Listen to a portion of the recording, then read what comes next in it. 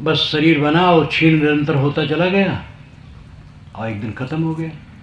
आत्मा अमर है, नित्य है। मेरी मृत्यु नहीं, भय करने की कोई जरूरत नहीं। जो अपने आत्म स्थित के अभेद्य किला में स्थित हो गया, उसको डर किसका है?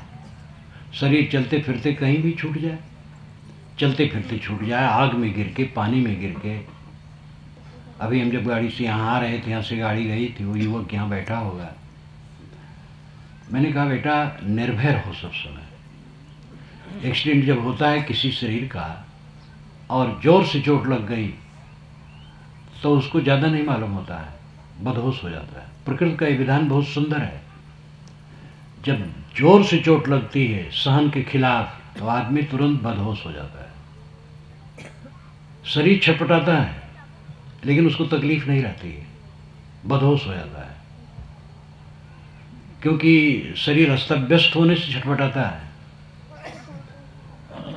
और शरीर छूट जाता है। दूसरों को बहुत भय लगता है। अगर हल्की चोट लगी तो तकलीफ होती है, वो तकलीफ कुछ दिन में खत्म हो जाती है। शरीर आग में गिरे, पानी में गिरे, हवाई जहाज से, ट्रेन से, बस से कहीं भी दुर्घटना हो जाए और ये मिट जाए, उसमें डर करने की क्या जरूरत है? मौत कहाँ नहीं है, सब जगह मौत है। मौत से डर करके तो बोधहीन आदमी मौत से डरता है, बोधवान मौत से नहीं डरता है।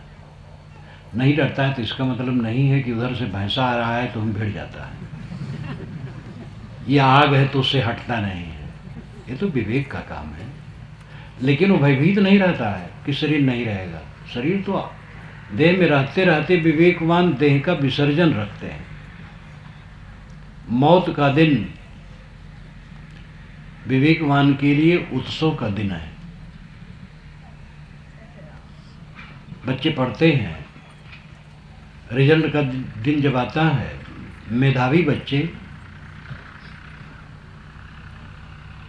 आशावान होकर के उस दिन की प्रतीक्षा करते हैं कि रिजल्ट का दिन कब आएगा। जब आता है जिस तारीख को, सुबह ही वो अखबार देखना चाहता है, क्योंकि वो अच्छी तरह से पढ़ा है। और कायर कुचर विद्यार्थी सोचता है रिजल्ट का दिन ना आवे तो अच्छा। मौत से डरने मतलब है हम कायर कुचर हैं। यहाँ जो नाम रूप है उसमें चिपके हैं।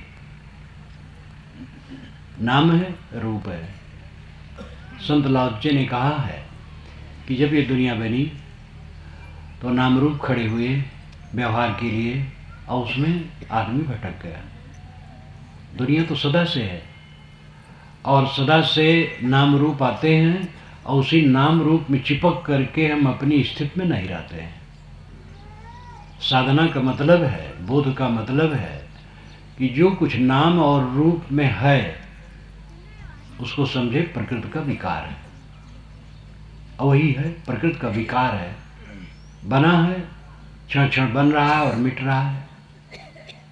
शिशु बालक होता है, बालक कौमार्य अवस्था में पहुँचता है, जवान होता है, अधेड़ होता है, वृद्ध होता है, जर्जर होता है, शरीर छूट जाता है और अचानक भी छूट जाता है। शरीर में निरंतर परिवर्तन बना रहता है और समस्त वस्तुओं में परिवर्तन है। परिवर्तन की धारा पर हम बैठे हैं। अपने अविनाशी स्वरूप का बोध न होने से आदमी भटकता है। आत्मबोध जीवन में अत्यंत आवश्यक है। राम नाम भज, राम नाम बच्चे देख मन माही हो, लक्ष्य करोड़ जोर धन गाड़े चलत डुलावत बाही हो। जो लाखों करोड़ रुपया जमा किए थे और हाथ चमकाते घूमते थे, दादा बाबा और परबाजा जिनके यह भुई भाड़े हो, आंधर भय हियो की फूटी तिनका है सब चाड़े हो। दादा बाबा परपाजा जिनके ये सब कुछ थे, वे सब छोड़ करके क्यों चले गए? इस संसार असार को धंधा अंत काल कोई नहीं हो। साहब कहते ये सारा संसार असार का धंधा है। बचपन से आज तक जितनी घटनाएं घटी उस पर दृष्टिपात कीजिए, कहाँ क्या सार रहा? सब भागता चला जाता है, कुछ सामने रुकता नहीं। अंत काल कोई नहीं हो, अंत में कोई नहीं रह जाता है। संत लाओत्से ने भी कहा है कि अंततः अकिंचनता, अकेलापन और असमर्थता मनुष्य के पास रह जाती है। संत लाओत्से की बात याद आती है जब से उस पर काम किया। बुद्ध और महावीर, ये दो संत जो हमारे यहाँ तप और साधना और प्रवचन ज्ञान दे रहे थे, उस समय चीन में एक संत हुए थे, लाओत्से। उनकी एक छोटी सी पुस्तक है, ताओ ते चिंग पुस्तक का नाम है, चीनी भाषा में। ताओ का मतलब विश्वनियम, ते का मतलब जीवन या जीवन के सदाचार, और चिंग का मतलब पुस्तक। उस पर हिंदी में भाष्य किया गया है। इन पुस्तकों में आप देखना चाहेंगे देखेंगे, अगर होगा तो मिलेगी। बहुत मार्मिक संत। उसकी व्याख्या करते समय बारंबार मुझे कबीर साहब की याद आती थी। कबीर वाणी जैसी उनकी वाणी है, और कबीर से वो करीब 2000 वर्ष पहले हुए हैं। तो उन्होंने कहा है अकिंचनता, असमर्थता और अकेलापन सबके सामने आना है। सम्राट है, जब बूढ़ा हो गया, जर्जर हो गया, असमर्थ हो गया, खाट में पड़ा है, कक्ष में अपने पड़ा है, अकेला है, नौकर बैठा होगा कहीं, जो कुछ आज्ञा देगा नौकर ला करके दे देगा, अकेला में पड़ा है। अब अकिंचन है, संपत्ति, खरबों की संपत्ति चारों तरफ उसकी फैली है, लेकिन उसके पास क्या है? दवाई रखी होगी, कुछ खाने पीने की चीजें रखी होगी, जल का जग रखा होगा, बस यही सब है। अकिंचन है और असमर्थ है, आप स्वयं उठ बैठ नहीं सकता है। ये दशा सबकी आनी है। करो रे मनवा दिन की तदबीर, जब जमराजा आनी पड़ेंगे, नेक धरत नहीं धीर, मुगरिग मार के प्राण निकासत, नैनन भरी है नीर। भव सागर यक अगम पंथ है, नदी बहत गंभीर, नाव नवेरा लोग घनेरा, केवट है बेपीर। घर तिरिया अर्धंगी बैठी, मात पिता सुतवीर, माल मुलुक को कौन चलावे, संग न जात शरीर। लैके बोरे नरक कुंड में व्याकुल होत शरीर, कहें कबीर न रजहू चेतो माफ हो तकसीर। उस दिन के लिए तैयारी करनी चाहिए। बहुत कम लोग हैं जो उसकी तैयारी में रहते हैं। इतने नर नारी बैठे हैं, अपने अपने से सब पूछो, आप लोग कौन ऐसा व्यक्ति है कि जो 24 घंटे में 1 घंटा अकेले में बैठता है, ज्ञान के ग्रंथों का अध्ययन, आत्मचिंतन और ध्यान करता है? ये बहुत बड़ा अभाव है। आप लोगों से मैं शिकायत करता रहता हूँ। सत्संग प्रवचन हुआ, आप लोग आ जाते हैं, श्रद्धा है, प्रेम है, सुन लेते हैं, नियम नहीं बनाते हैं। सामान्य व्यक्ति को तो नियम में चलना चाहिए, तब वो आगे बढ़ेगा।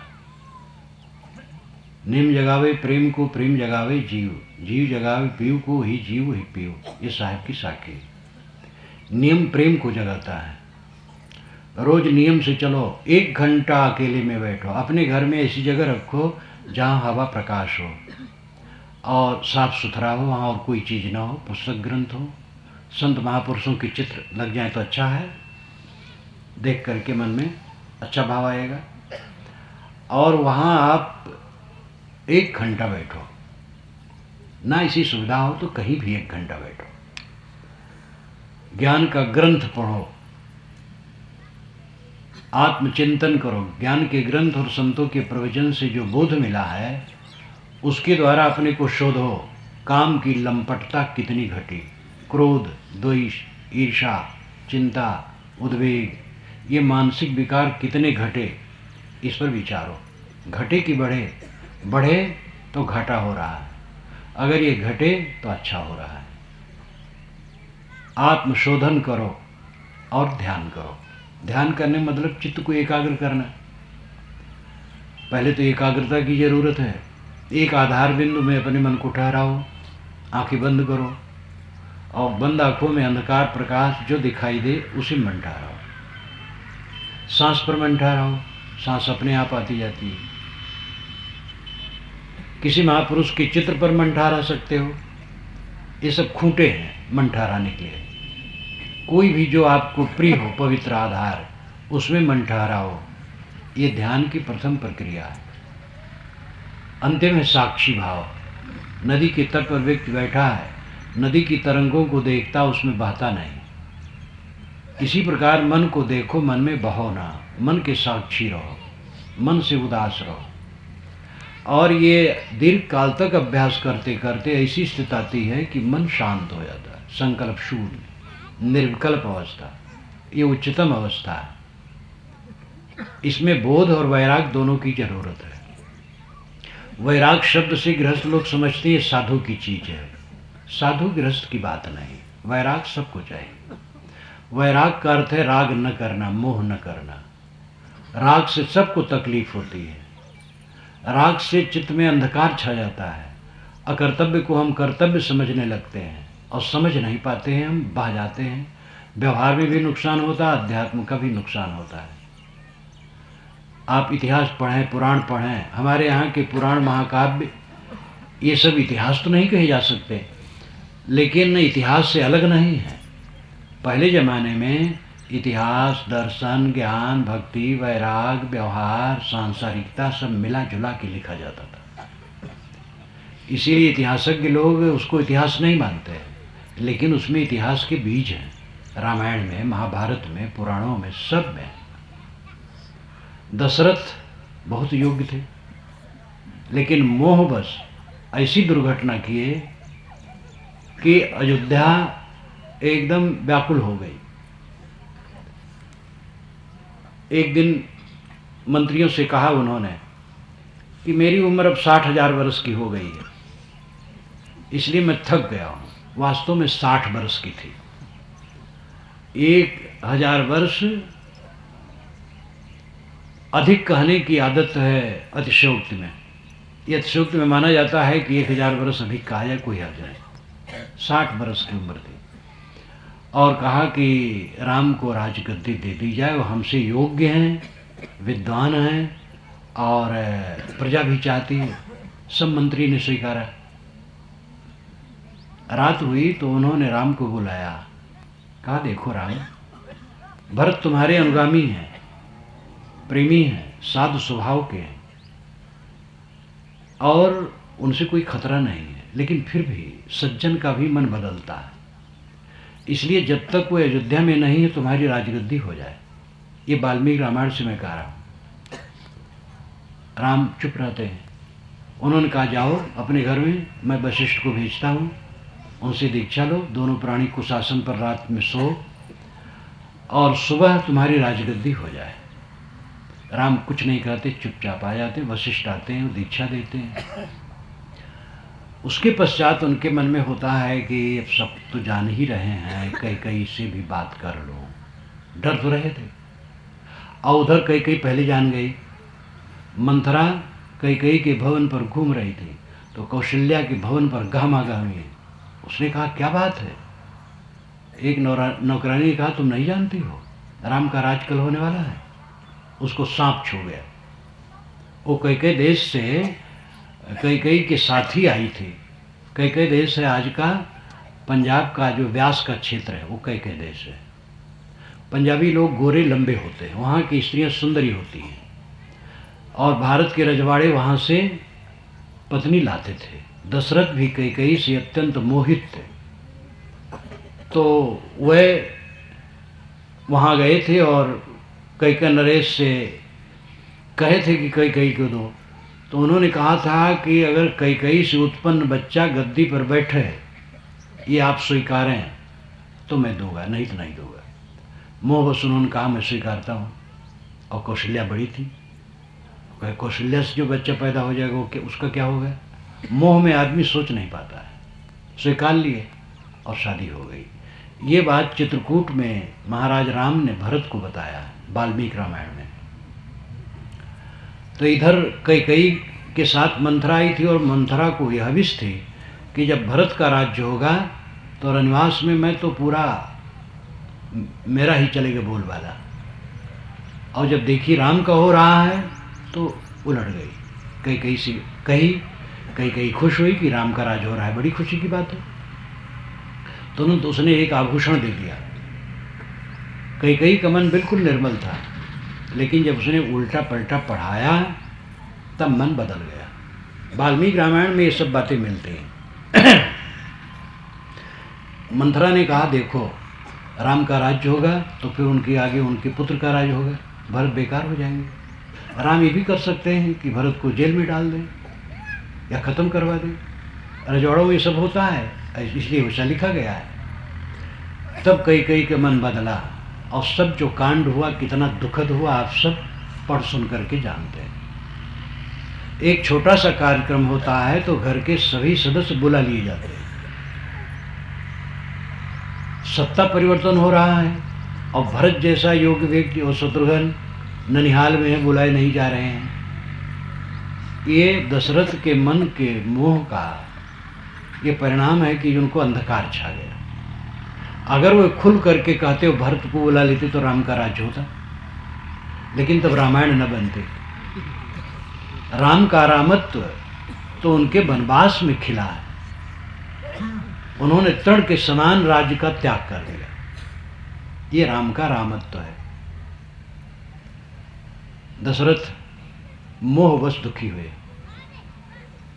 स्वर्ण मृग को सीता जी ने देखा, भावुक हो गए। राम जी से उन्होंने कहा कि इसको लाओ, चाहे जैसे जीते चाहे मारकर। उन्होंने तरकस बांध लिया, धन्ना संभाल लिया। लक्ष्मण ने कहा भैया सोने का मृग कहीं नहीं होता है, इसमें कुछ धोखा है। कहे नहीं, सीता का बहुत मन है लाना। और परिणाम क्या हुआ? सीता जी रावण के कैद खाने में रोती रहीं और राम बन बन रोते रहे। स्वर्ण मृग का मोह इतना दुख दिया। हो सकता है सीताराम के लिए कहानी हो, वो ऐसा न किए हो, लेकिन हम सब तो सभी लोग हैं जो सोने के मृग के पीछे भाग रहे हैं। राम और सीता के विषय में तो एक प्रतीक है, एक उदाहरण मात्र है, और हम लोगों के लिए सामने है। हम लोग सब सोने के मृग के पीछे दौड़ते हैं। इसमें जितने बूढ़े बैठे हैं वे स्वयं सोचें, जब वे नौजवान थे विवाह के विषय में कितना आकर्षक उनका अनुमान था, वो कल्पना थी। और जब विवाह हुआ दूल्हा बने। एक दिन दूल्हा बने, आप दूसरे दिन कोई दूल्हा खाता है? एक दिन के लिए खाली दूल्हा बने और जीवन भर का घाटा उठाए। दूल्हा बने और कोई फिर दूसरे दिन दूल्हा नहीं करता है। दूल्हा दुल्हन का परस्पर बहुत आकर्षण, लेकिन आगे चल करके क्या होता है? सोने का मृग खो गया। न तो दुल्हन अच्छी लगती है दूल्हे को, न दूल्हा को दुल्हन को दूल्हा अच्छा लगता है। बूढ़ा बूढ़ी एक दूसरे से घिनाने लगते हैं। बच्चे का आकर्षण, बच्चा पैदा हुआ, सोने का मृग आ गया। खूब मोह, खूब ममता, खूब बड़ाई, लेकिन आगे चल करके बच्चा बात नहीं करता है। कितने लोग कहते हैं महाराज बच्चा ना होता तो अच्छा होता। कई कौशल्या जी ने कहा, जब राम जी आए दशरथ के यहाँ से सुबह और 14 वर्ष का वनवास हो गया था, कौशल्या जी ने खूब सिंहासन सजा करके रखा था बैठने के लिए। राम ने हाथ से छू लिया और कहा माता मैं इस पर बैठने योग्य नहीं हूं, मैं 14 वर्ष के लिए बन जा रहा हूं। भरत को राज्य मिला है। कौशल्या जी गिर पड़ी, मूर्छित हो गई। उन्होंने उठाया, जगाया, होश में आई तो बिलाप करने लगी। उन्होंने कहा अपने पति के राज्य में मुझे कोई सुख नहीं मिला जीवन में। मैं सोचती थी तुम राजा बनोगे सुख मिल जाएगा और तुम वनवास जा रहे हो, इससे तो अच्छा तुम पैदा न होते। कौशल्या जी कहती। सोचिए, मनन कीजिए। आप कहते राम राम कहो दुख दूर हो जाएगा। राम अपने माता के पिता के दुख को नहीं दूर कर पाए, अपनी पत्नी के दुख को नहीं दूर कर पाए, आपका दुख कैसे दूर कर देंगे? आपका दुख दूर होगा जब आप सोने के मृग के पीछे न दौड़े, मोह न करें। सोने का मृग एक प्रतीक है। जहाँ सोने के मृग की बात आई है वाल्मीकि रामायण में, कई घंटे की सामग्री वहाँ है। मैंने उसमें लिखा है कि रामायण रहस्य मेरी पुस्तक, इसमें बहुत लोग जानते होंगे। तो मैंने लिखा है कि सीताहरण किसी और ढंग से हुआ होगा, इतना लंबा चौड़ा अविश्वसनीय है। तो सोने के मृग में राम मोह जाएं, मैं नहीं मानता, ये रूपक है। लेकिन हम लोग तो सोने के मृग के पीछे बिल्कुल पड़े हैं। सोने का मृग है नहीं और उसी के पीछे भाग रहे हैं। सुख, सुख के लिए हम भाग रहे हैं, पदार्थों में सुख है। एक बुजुर्ग 65-70 के बीच के थे, दोनों प्राणी करोड़पति थे, बल्लभगढ़ में मैं था, दिल्ली के पास मिलने आए। बैठते ही दोनों के मुख से एक ही वचन निकला, महाराज जीवन में सुख नहीं मिला। मैंने कहा सुख नाम की चीज़ दुनिया में है नहीं तो आपको मिले कैसे? आप सोना खरीद सकते हैं, पत्थर खरीद सकते हैं, हीरा खरीद सकते हैं, लकड़ी खरीद सकते हैं, कपड़ा खरीद सकते हैं, अन्न खरीद सकते हैं। अगर कहीं सुख हो तो जा करके 2-4 लाख रुपए ले लीजिए और दुकानों से कहिए भाई 1 तोला सुख दे दो, 4 लाख रुपए ले लो, 5 लाख। सुख नाम की वस्तु दुनिया में कहीं है ही नहीं तो आपको कैसे मिले? कहे महाराज इस ढंग से सोचा ही नहीं। तो मैंने कहा जीवन बीत गया सुख के पीछे और सोच नहीं रहे हैं। करोड़पति आदमी थे। कहे महाराज 2 लड़के हैं, दोनों की बिल्डिंगें अलग है, मेरी अलग है। लड़के तो चाहते उनके साथ रहूं, लेकिन बहुएं नहीं चाहती, इसलिए हम दोनों पका खा लेते। ये दुनिया की दशा है। सोने के मृग के पीछे सब भटक रहे हैं। महाभारत में जहाँ पर युधिष्ठिर सब कुछ हार गए हैं और द्रौपदी को भी हार गए हैं, उस समय द्रौपदी धृतराष्ट्र के पास रोने लगी। धृतराष्ट्र ने कहा बेटी मैं सब लौटा देता हूँ। तो खुश हो गए सब, चल दिए अपनी राजधानी की तरफ। दुर्योधन सुना तो दुखी हो गया, कहा पिताजी आप सब गड़बड़ कर दिए, छल छद्म करके शकुल मामा ने जीता था, आपने सब दे दिया। फिर बुलाओ और हम फिर जुआ खेलेंगे। फिर बुलाए गए, रास्ते में मिले, आदमी गया कहा कि धृतराष्ट्र कह रहे हैं फिर आकर के जुआ खेलें। युधिष्ठिर फिर लौट पड़े। कोई शर्त नहीं थी कि वो लौटे, कह देते हम नहीं जुआ खेलेंगे, लेकिन फिर लौट पड़े। इतने पक्के जुआड़ी। आपके गांव में कोई जुआड़ी हो जो खेत हार जाए, घर हार जाए, पत्नी हार जाए, भाई हार जाए, अपने हार जाए, कैसा थू थू करेंगे सब। और हमारे युधिष्ठिर महाराज धर्मराज ये करते हैं। तो फिर लौट पड़े। वहीं पर वेद व्यास जी ने एक बढ़िया श्लोक कहा, असंभवे ही ममेश जंतो तथापि रामो भी मृगाय प्रायः समासन्न पराभवाणाम धियो विपर्यस तत्रा भवन्ति। सोने का मृग होना असंभव है, लेकिन राम जैसे पुरुष भी सोने के मृग में लोभा गए। सच है, जब पतन निकट आता है तो बुद्धि बदल जाती है। तो पतन निकट आता है तब बुद्धि बदलती है कि बुद्धि बदलती तब पतन निकट आता है? बुद्धि बदलती है तब पतन निकट आता है। लेकिन जोर डालने के लिए कहा गया कि पतन निकट आता है तो बुद्धि बदल जाती है। हमारी बुद्धि में भ्रम होने का कारण मोह है। साहब ने कहा कहीं कबीर ते उबरे जाहि न मोह समाए। वही संसार में उभरता है जिसके मन में मोह नहीं समाता है। भवसागर बाहर नहीं है, भवसागर मन है, मन का विकार। इच्छा करी भवसागर जामे बोहित राम आधार, कहीं कबीर गुर हरिशरण गो गोखुर बच विस्तार। इच्छा वासना बढ़ा करके मन विकारी होता है और वही भवसागर बनता है। उसी मन को हमें जीतना है। नन्हा सा मन, उसी के पीछे हम लोग भटक रहे हैं। सोने का मृग एक प्रतीक है। सारा संसार सोने के मृग के पीछे भटक रहा है और सोने का मृग कहीं नहीं है। सुख के पीछे सारा पाप हो रहा है। भाई भाई सब साथ में हैं। एक चतुर भाई व्यक्तिगत पैसा करता है, उसको जो सामूहिक घर का पैसा वो व्यक्तिगत बना रहा है, चोरी चोरी अपने बच्चे के लिए, भतीजे के लिए उसका ध्यान नहीं है। ये क्यों? ज़्यादा सुख के लिए। और उसको ज़्यादा सुख तो क्या, आज ही उसका मन गंदा हो गया और उसको दुखी होना है। घर की सारी संपत्ति को ट्रस्ट की संपत्ति मानो। अब आप सभी मिल करके मेहनत करो और मिल बांट करके खाओ और इकट्ठा रहो, प्रेम से रहो। बंटवारा का समय आए तो बराबर बराबर सबका हिस्सा कर दो और एक पैसा भी न दबाओ। पैसा दबाने से अपना कल्याण नहीं होगा। 4 लड़के हैं, 2-2 लाख रुपए दे करके बांट दिया जाए तो किसी को 2 का 4 हो जाएगा, किसी को 2 का 1 रह जाएगा, किसी को मूल खा जाएगा। ये तो अपने अपने परिश्रम और बुद्धि अकल व्यवहार से होता है। बंटवारा में जितना धन मिलता है वही धन हमारी उन्नति का साधन नहीं बनता है, वो निमित्त मात्र है। इसलिए कभी भी ऐसी बात मत करो कि जिससे दूसरे का हक मारा जाए। विराट रूप में जब होता है तो जोर से धक्का लगता है, और छोटे रूप में होता तो छोटा धक्का कम लोग जानते हैं। लेकिन तकलीफ तो ऐसे होती है मनुष्य को। दुर्योधन पूरा खा जाना चाहा तो पूरा विनाश हुआ, भाई का हक पूरा मान लिया तो पूरा विनाश हुआ। चाहनाओं पर संयम, एक मधुर कहानी है, आप लोग भी जानते होंगे। एक वन में महात्मा रहते थे, कुटिया थी, वहाँ एक चूहा रहता था।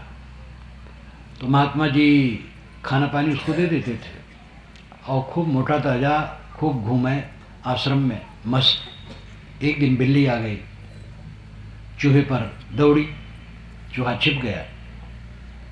अब बिल्ली आने लगी कि यहाँ शिकार करने लायक है। चूहा ने महात्मा से कहा, महाराज मैं बिल्ली से बहुत परेशान हूँ, आप मुझे बिल्ली बना दीजिए तो बिल्ली का डर खत्म हो जाए। उन्होंने कहा जा भाई बिल्ली बन जा। चूहा बिल्ली बन गया, अब बिल्ली का डर खत्म हो गया। गांव से एक दिन कुत्ता आ गया, वो बिल्ली पर दौड़ा तो जा करके उसने कहा महाराज ये नई आफत आ गई, कुत्ता, आप मुझे कुत्ता बना दीजिए। कुत्ता बना दिया।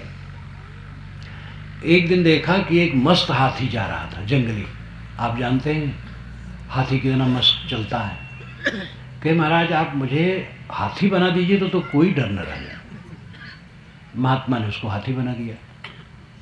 हाथी राजा ने देखा तो मंत्री से कहा भाई इसको फंसाओ, सिखाओ, ये तो सवारी करने लायक है। पकड़ा गया, सिखाया गया। राजा रानी दोनों बैठे जा रहे थे। हाथी ने सोचा राजा बैठा है, पुरुष है, रानी स्त्री होकर हमारे ऊपर कैसे बैठी है। वो जोर से देह हिलाया, राजा रानी दोनों जमीन में आ गए। राजा उठा और रानी की धूल झाड़ने लगा और कहा कि तुम्हें तकलीफ तो नहीं होगी। हाथी ने देखा कि रानी की सेवा राजा भी करता है, तो रानी होना सबसे बड़ा सुख है। तो जाकर के महाराज से कहा महाराज आप मुझे रानी बना दीजिए। महाराज ने कहा तुम्हारी तृष्णा बढ़ती जाती, चलो फिर चूहा बनो। ये बात समझाने का तरीका है। कहानियां जितनी होती हैं काल्पनिक होती हैं। चूहा, बिल्ली, कुत्ता, हाथी मनुष्य की भाषा नहीं बोल सकते हैं, और कोई महात्मा किसी चूहे को बिल्ली नहीं बना सकते।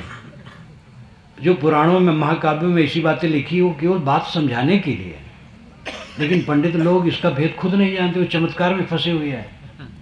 चमत्कार सब छल कपट है, और बातों को समझाने का तरीका एक कहानी है। हर आदमी के शरीर की कीमत तो घट रही है, वो तो जीर्ण हो रहा है, तो बातों को समझाने के तरीके होते हैं। उस चूहे की तृष्णा बढ़ती चली गई। चाहिए, चाहना कोई सीमा नहीं, चाहना पर संयम करो। जो अनावश्यक इच्छा है दूर करो, जो असंभव इच्छा है दूर करो, जो समय विरुद्ध इच्छा है दूर करो। विवेक से जियो। और होता है क्या, जो भवितव्य है। बाल पकते हैं, दांत टूटते हैं, चाम में सिकन आती है, प्रिय अप्रिय होते हैं, अप्रिय प्रिय होते हैं, मित्र शत्रु, शत्रु मित्र होते हैं। सारा संसार बदलता है, इसमें समबुद्धि रखो। ये होना ही है, इसको कोई बदल नहीं सकता। बदलाव को कोई नहीं बदल सकता है, परिवर्तन को कोई परिवर्तित नहीं कर सकता है। परिवर्तन संसार का स्वभाव है, और है आपका अस्तित्व, आत्मा, आपका होना है, उसमें स्थित हो, सत्य में स्थित हो, जो है उसमें स्थित हो, जो होता है उससे लापरवाह हो, और चाहना पर संयम करो। है, होता है और चाहिए, ये 3 बातें। है आपका अस्तित्व, होता है भवितव्य, और चाहिए वासना कोई ठिकाना नहीं। आपका होना परमात्मा का होना है।